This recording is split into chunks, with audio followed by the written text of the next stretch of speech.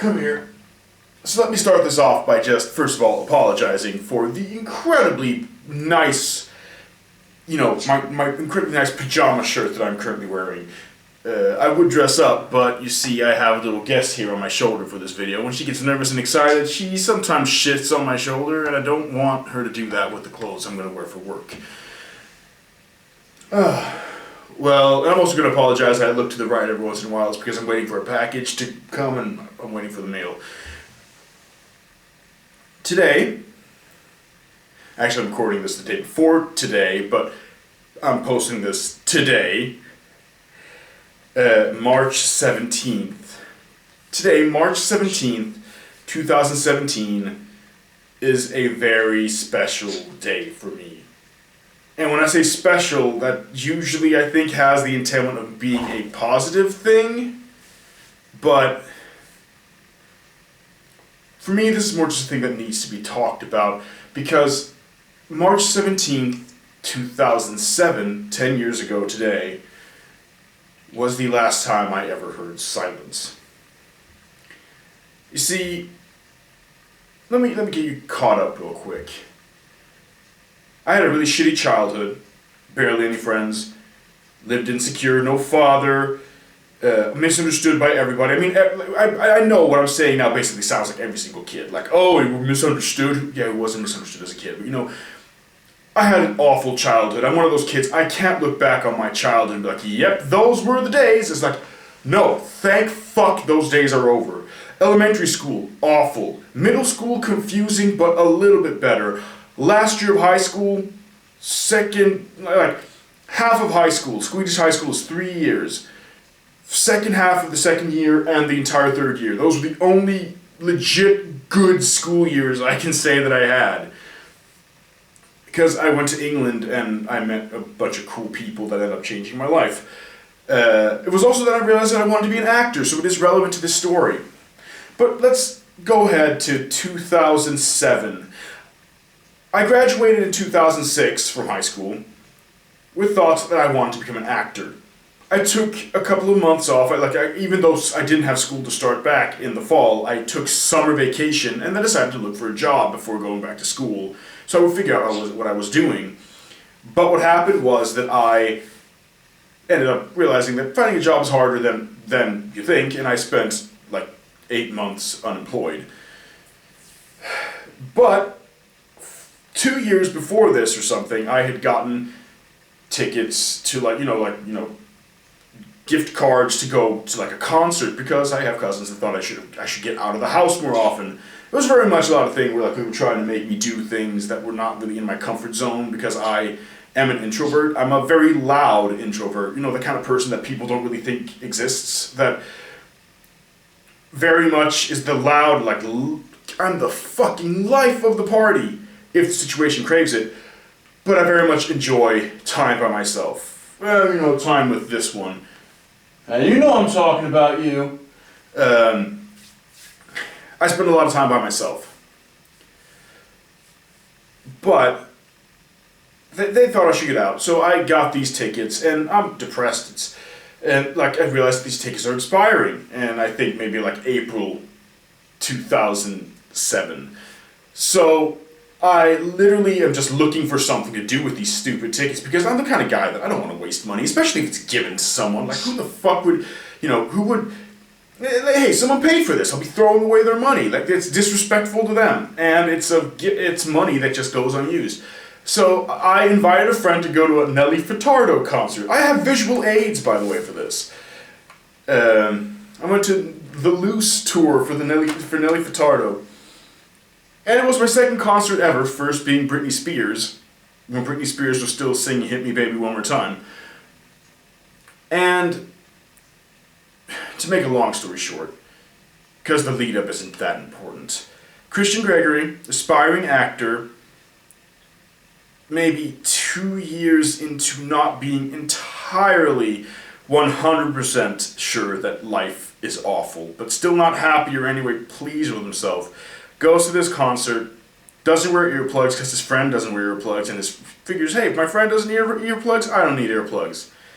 Friend goes away unscathed, Christian comes home, and his ears are ringing. and the ringing never stops. I, halfway through the concert, realized that holy crap, my ears are ringing, and shoved earplugs in my ears, but of course it was already too late. And what started then was the night from hell when I got home and I'm trying to tell my mother, you want to come over here? Thank you. And I start telling my mother that my ears are ringing. You don't have to twitch, there's nothing wrong. The camera's not dangerous. Unless I hit you with it, which I won't. I try to get sympathy from her, I try to get help, I've realized that my world has just changed. Everything has changed. And she's giving me fucking nothing to work with. She is just super pissed off that I'm keeping her awake, because all through the night I'm lying in my bed, cold sweat, maybe sleeping 20 minutes at a time, waking up, listening to the ringing and hoping that it's going to change, but of course it hasn't changed.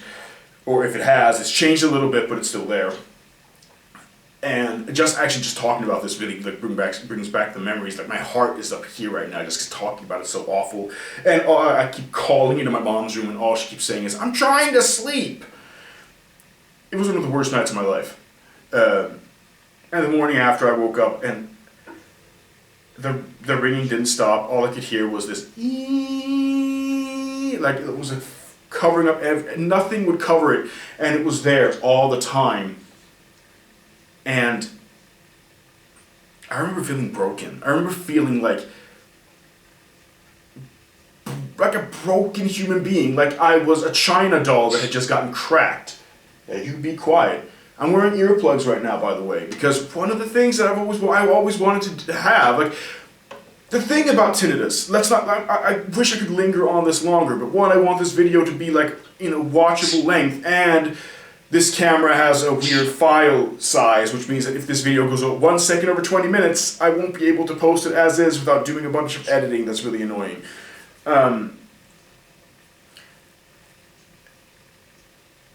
My first thought when the tinnitus showed up was that I will never hear silence again. It was like you started listing all the things you'll never hear unruined again. I will never hear... I'm a nature freak, so my first thoughts were like, what the hell are you doing? I'll never hear birds' song in the forest without hearing that ringing again. I'll never hear unruined wind going through the trees. What the hell are you doing? You're distracting. All these things that I always wanted to do, all these things that I cherished, like, again, because I was a loudmouth, but I was also very introverted, and all of a sudden, no. She likes to fly up on the lamp, and if she does, I apologize. No, you better fucking come here. I'm not letting you do that. Yes, I love you too.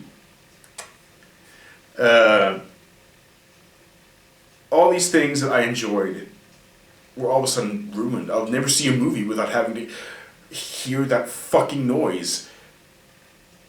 And the thing that is not really clear until you get tinnitus, it can be a thing that gets pointed out, because I remember once in middle school getting to see a movie, like, an educational film about tinnitus and why it was important to, like, wear protection, and about how, like, once you get it, it is way more important that you protect your ears, because once you get it, it gets worse, permanently worse, if you keep exposing yourself to dangerous sounds. And that's the part that they don't get, that you don't get until you actually get tinnitus, is that it's not just about the ringing that changes everything, that makes it hard to sleep, that makes it hard to fucking concentrate.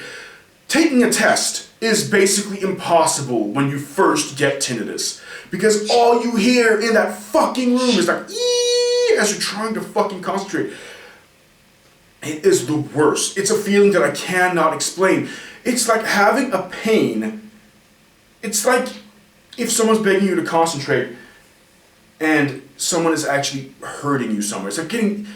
It's like having a needle inside of your ear that is just like poking at your eardrum, and it never stops. That was what it was like. But the thing that no one ever explains is how much it sucks to have to not just listen to it, but how much it affects your ability to hear loud noises. I got a job 2 months after getting tinnitus, which was good because, one, I was super poor, and two, it gave me something to distract me from the tinnitus. And it worked fine for a couple of months, or maybe even the first year, until I at one point started working absurd amounts of hours. I started working an incredible amount of hours. I started working like, almost twice as much as a normal Swedish work week because I was that money hungry. It's insane now to think that I worked that much. And I hit the wall because another thing you don't know about tinnitus until you get it is how directly it's linked to your fatigue and your psyche. You feel like shit, the ringing's gonna get worse. You work too hard, the ringing's gonna get worse. You have a headache, it makes the ringing worse. You don't sleep, it makes the ringing worse. One of the most important parts of tinnitus is that it actually affects how much you can work. One of the first things the doctor told me when I went to get examined the first time was that he told me that you're gonna have to try and live like a regimented life according to a schedule. And I'm like, Doc, I'm 20 years old. I don't have a job. I don't have an education. Like, I have nothing. How am I supposed to live regimented? I haven't done any of the things that you're supposed to do to even get to the point where you have a schedule for life. But it's sort of the way you have to live my life. I have to sleep 7 to 8 hours each night to focus and work. And even if I sleep 6 or 7 hours, I have to then take like the hours I lose in the week, I have to make sure to take up in the weekend. It's insane how much I need sleep in a way that most people don't understand. But enough about like the physical parts of it, like the limitations. What the worst part about it is how it stole at least 7 years of my life. There's a long period of time. I remember 2007 as being the worst year of my life. My first bird since I moved to Sweden died. And I got tinnitus. Those are basically the two things I remember from that year. No! Come down here, you stupid bird. Whoa. It was terrible. But the thing is, at least I remember that year. 2008 to like 2011, I barely remember. Because those years were owned by the sickness. I got to a point where like I was so depressed. The depression was so bad that I literally wanted to die. There was, you're going to fly away from me again? There was a point where there was a night where I, for example, came home from a walk because I was one of the few things I did. I would work and I would take walks at night because I lived a nocturnal life. And the nocturnal life I lived was not because out of choice. It was because I got so sound sensitive from working in the grocery store I was working in without earplugs and then with earplugs. Because it creates this vicious cycle where you start wearing earplugs to cover up the overwhelming sounds, but then because you still need to hear things, your ears will concentrate extra hard to hear what people are saying, the things you need to hear. And then when you take the earplugs out, your ears are still tuned to have like super sensitive hearing. So all the sounds will come blaring in. It's basically like you're just putting funnels in your ears, and all of a sudden you hear everything. It got so bad I couldn't take showers. I've always been a bath guy, so that's been a good thing, right? But I was unable. There were 3 years there where taking showers was impossible. I needed to take a bath and either have the bath already done, like put on these head things to turn on the water in the bathtub, and then take them off when I leave, and then come back and turn off the water. The sound of running water hurt. When I started studying film, and what could it have been, 2013? The sound of laughter from my classmates hurt if I wasn't wearing earplugs, because at that point I was trying to get some of the sensitivity away, take some of the sensitivity away, but it's basically impossible. It ruined my chance of becoming an actor because the sound of laughter hurt me. Like loud bangs hurt. Every sound hurt. It's terrible. It's absolutely terrible. Like I can't explain how bad it was, but I think the easiest sound to point out is that laughter hurt. And one other thing I thought was I always wanted a parrot, and I never thought I could get one because I cannot stand the sound of a parrot scream.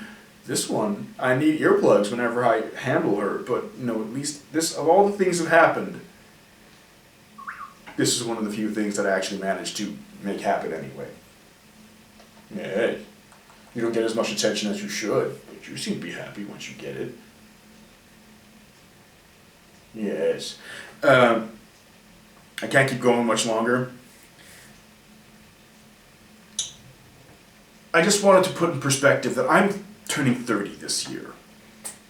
And there's so much of my life that feels like it's been wasted. There's so many years I just wonder, what did I do then?